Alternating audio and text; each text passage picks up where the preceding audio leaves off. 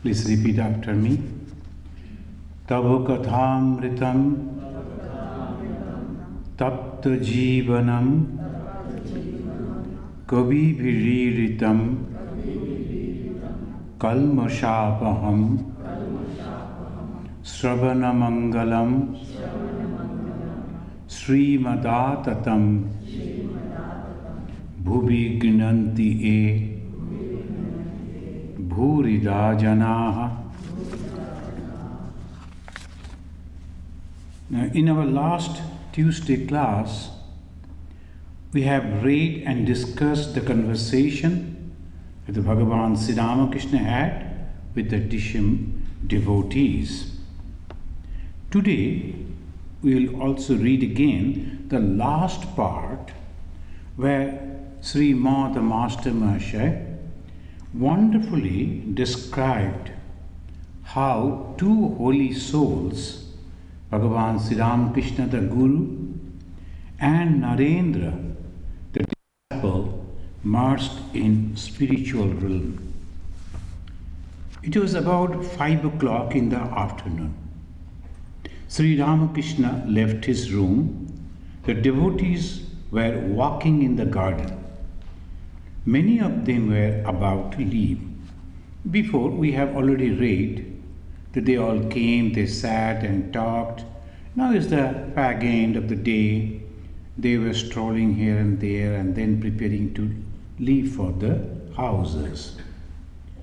The master was conversing with Hazra on the north veranda. It was a beautiful picture. They were talking of Narendra's frequent visit to Annada, the eldest son of the Guhas, the family. Sri Ramakrishna is to keep watch on that particular boy, Narendra. So where he is going, whom he is meeting, all these things. Why? Because he knew that one day he will become a great soul. And that is the reason, like the mother, always conscious about the company of her son, he was also, Sri Ramakrishna was also trying to keep an eye on Narendra. So where he is going and what he is doing, Hazra was talking. I hear that Annada is now practicing austerity. He lives on very little food and eats rice once in every 4 days. Master, is that so? Who knows? One may realize God even by means of religious garb. See that he is not denouncing, at the same time not wholeheartedly appreciating this. Only practicing austerity physically won't do. You have to have the holy company. You have to have the thoughts and then ponder over that, then live in that. That is the growth of the spirituality. And this is normal growth.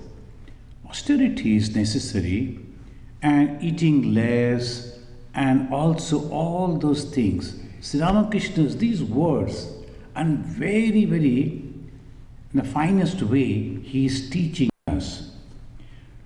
Then Hazra, Narendra sang the Agamani. Agamani is a special type of song.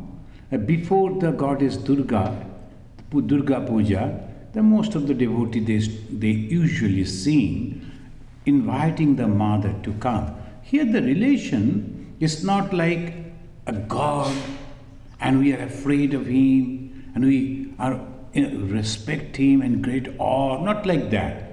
It's the daughter relation or the mother relation. It's a very close relation. So in that relation, most of the time they will be blaming Shiva. Why Shiva has married the daughter and the sister and taken her. So that is the way, all the expressions. It's a great love, as if she is one of us own in the family. That's called Agamani. Agamani means welcoming, but before that, the mother will come, divine power will come in the form of our daughter, our mother. How did he sing it? Master eagerly is knowing everything about this young boy. If we notice, it is 1884. 1886, the master will leave his body. Before that, he wanted to give a shape to that boy. He wanted to know everything about him. This is the special way to handle the disciple and whom he wants to give all his power. Then a little later, the master was standing on the west porch. Since it was autumn, he had put on a flannel shirt dyed with ochre. He asked Narendra, "Is it true that you sang the Agamani?" Accompanied by Narendra and Aim, Sri Ramakrishna walked to the embankment of the Ganges. Narendra sang the Agamani. When the master he asked this question, Narendra didn't say yes or no, and that is Master Moshe also absent about that. See the way, the very dramatical way things are presented. And then Master Moshe says that Narendra, accompanied with Sri Ramakrishna, when they were standing on the embankment, Narendra is singing. Narendra is singing, "Tell me, my Uma, how have you fared? Alone in the stranger's house?" Stranger's house. That is not your house, that's a in-law's house. So obviously it's a stranger's house. So we are wondering, how could you stay away? There's a great love and affection for the God. Sorry.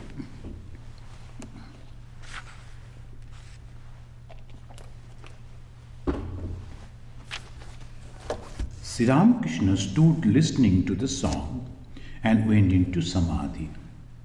Friends, this is the speciality in the character of Sri Ramakrishna.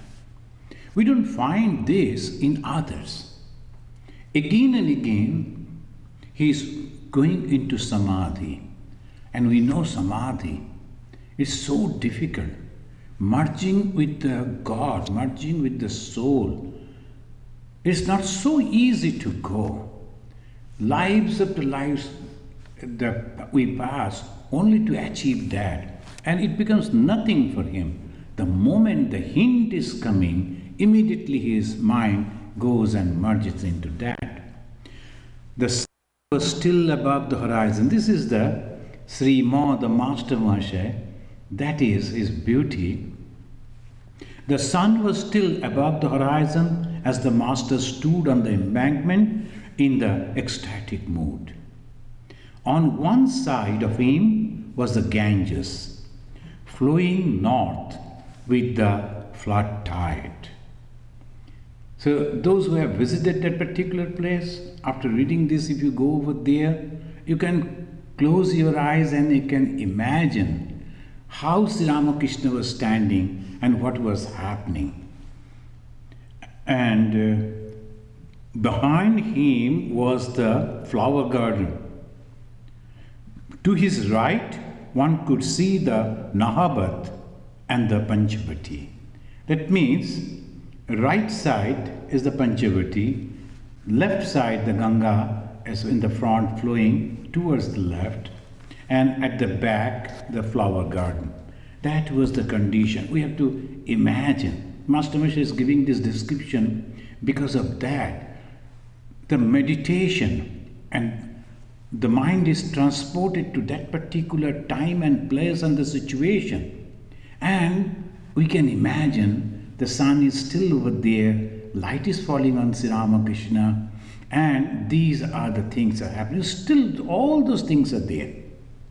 So if we can imagine strongly, after Narendra and several other devotees had saluted the Master and left for Calcutta, Sri Ramakrishna returned to his room. He was absorbed in meditation on the Divine Mother, still now, and was chanting her holy name. Jodu Malik, this neighbor house, had arrived at his house next to the Kali temple. The rich people, they were having different places, houses. It was a garden house, and Rani Rashmani was having this plot of land next to that Kali temple was Jodu Malik's garden house. And he was respecting Sri Ramakrishna, loving Sri Ramakrishna, wanted to have his company, but had a different type of characteristics that we will find over here.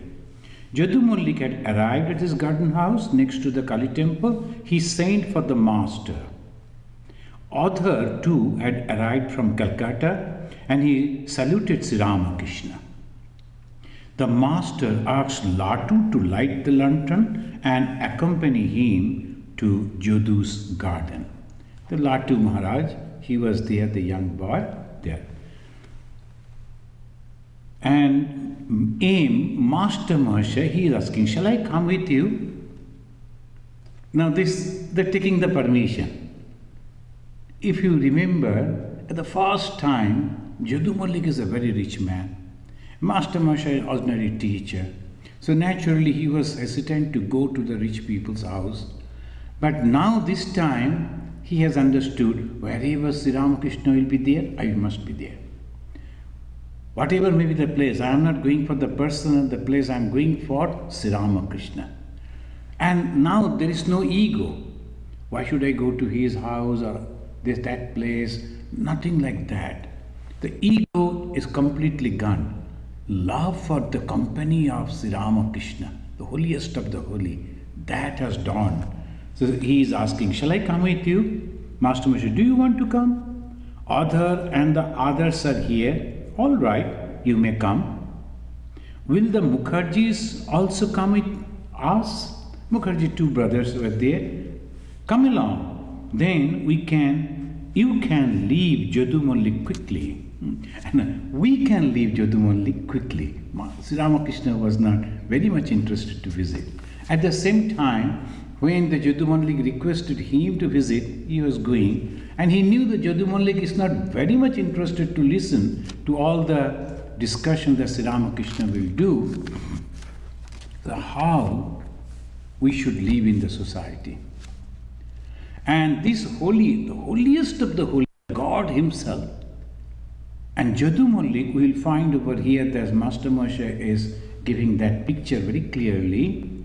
The very egoistic person. Even then Sri Ramakrishna is going over there. And he is giving the hint so that we can quickly come out if you are there. That means they will also say, sir, we have to go. And Sri Ramakrishna will also, oh, are you leaving? Achha, let me also go out. So like that, he will come out. So that is the plan. And they are going. The master went to Jodu's drawing room. But he did not get up to greet him. Jodu was a devotee of Gauranga. Gauranga means Chaitanya Mahaprabhu. At his request, the master sang a few songs about Gauranga. So he invited, but he was not treating him as that. Look at it. And we will come to another incident in the same place. It is not the rich man or the well-established person, well-known person. It is the devotion to God. He asked him to sing. Sri Ramakrishna sang that much. Then he came out. After the music was over, the Mukherjees were about to take their leave. Master too was ready to go. So he immediately took that opportunity. But he was in an ecstatic mood. On coming to the porch, he went into Samadhi. These songs are not just entertainment. Songs are the prayers. It's not for whom I am singing. I am pouring out my prayer through the music and words. That is the song. Sri Ramakrishna sang and he himself went into Samadhi. Whether Jodu Malik noticed it or not, enjoyed it or not, it doesn't matter. So song is a beautiful way to get united with the God. And sometimes we are reciting the chanting, but we don't know the meaning of the chanting. That won't help. So we have to understand, we have to remember that the words, the meaning of that, along with the chanting, along with the song, if that also goes out, then only this type of experiences may happen. Sri Ramakrishna came out. Here you see, Jadumullik is the owner of the huge property, is a rich man. He didn't pay that much respect to Sri Ramakrishna. Now when he came out and standing on the porch, he went to Samadhi, the highest form, and then the gatekeeper of the garden house was a pious man. Now and then he invited the master to his house and fed him. Think of it. The owner, he invited Sri Ramakrishna only to show, I can call anyone and they will come, like this to some extent. But the gatekeeper, a very ordinary person, he used to invite Sri Ramakrishna, the God, at his house and used to feed him. Look at this information, like the Sudama, Krishna and Sudama. So gatekeeper, and Sri Ramakrishna stood there in Samadhi, and the gatekeeper fanned him with a large fan. Ratan, another person, the manager of the garden house, saluted the master. Sri Ramakrishna, returning to the consciousness of the relative world, greeted the manager and the gatekeeper saying, Narayana. See, this is the blessings of God, Nara and Narayana. Nara, the human, Narayana, the God. These two very ordinary people working under that landlord, they got the blessings of the God. Standing over there itself, but they're not that person. So this is the ego that separates us from God. Then, accompanied by the devotees, he went back to the temple. Now friends, we will read this part also. The Friday, September 19, 1884, it was Mahalaya, a sacred day of the Hindus and the day of the new moon. Master Sri Ramakrishna is giving, they're talking with the devotees, he is mentioning, I was at Captain's house in Calcutta.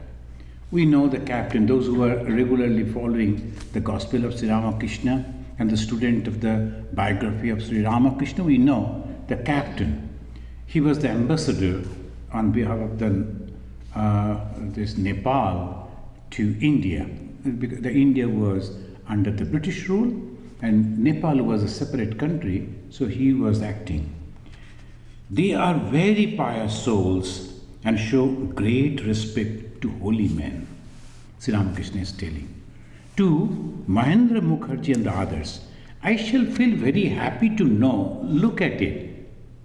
Our devotees, this is a very wonderful statement that Sri Ramakrishna is mentioning over here, asking a question to a devotee, the Mahendra Mukherjee. I shall feel very happy to know that you are being benefited by your visits here. The people, when they are coming to the temple and to an ideology, are they really getting the benefit? This is the question. We go to the huge, big Hindu temple and then we go and see so many, and then we are in that, and I am the manager, I am the secretary, I am the president. But are you benefited truly in the presence of that God? This is the question. This we must have to remember. I shall feel very happy to know that you are being benefited by your visits here and to aim. Why do people come here? I don't know much of reading and writing. Aim, the master Marsha, he is telling, God's power is in you. That is why there is such power of attraction.